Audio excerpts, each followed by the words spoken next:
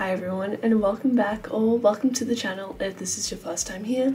My name is Amy and I have an unhealthy obsession with F1. Today is a little preview of the race weekend ahead to catch you up on all you need to know ahead of the Hungarian Grand Prix.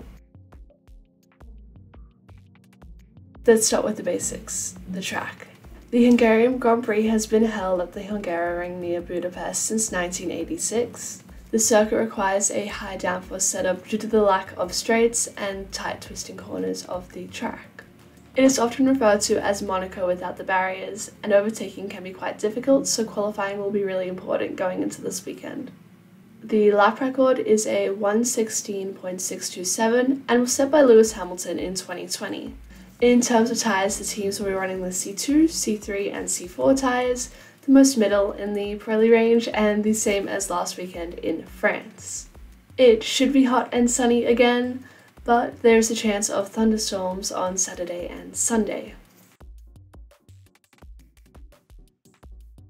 In terms of who might win, we would usually look back at previous results. However, last year's race was a weird one to say the least, with Bottas going bowling into turn 1, which resulted in 6 cars being out on the first lap and a red flag. On the second restart, all the remaining drivers, par Lewis Hamilton, drove into the pit lane on the warm-up lap to change tyres, resulting in him being the only driver on the grid.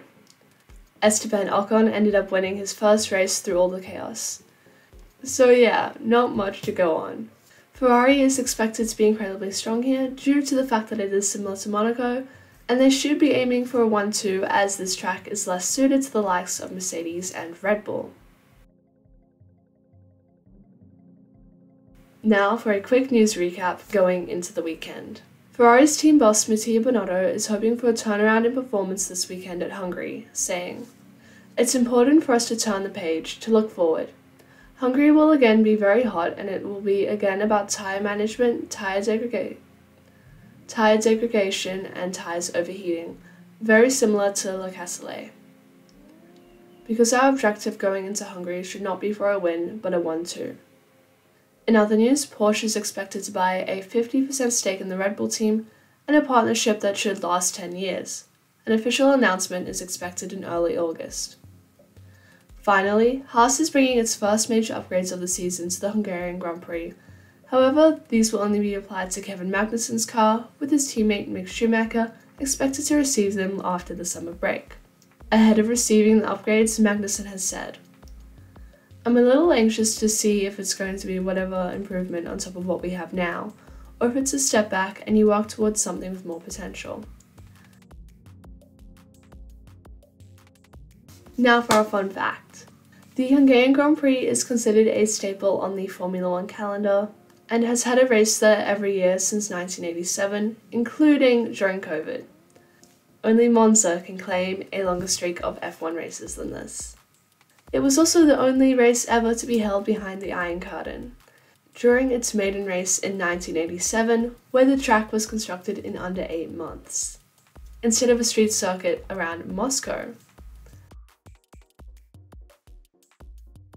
To be honest, I'm excited this weekend. Hungary usually delivers. Unfortunately, I will not be able to watch the race as I am working.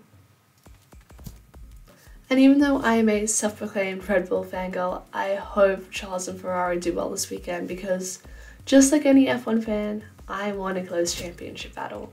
And at the moment, Max is very much running away from it. Not that I'm complaining, but you know.